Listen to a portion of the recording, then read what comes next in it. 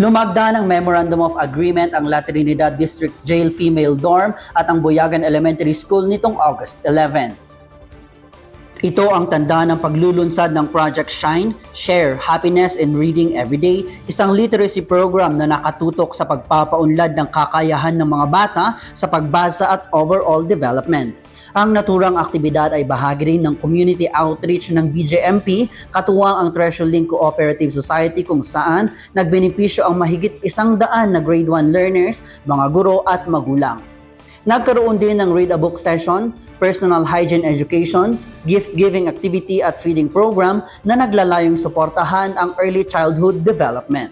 We really support lahat po ng kung ano man na kaya naming ibigay na suporta sa atin, sa school natin.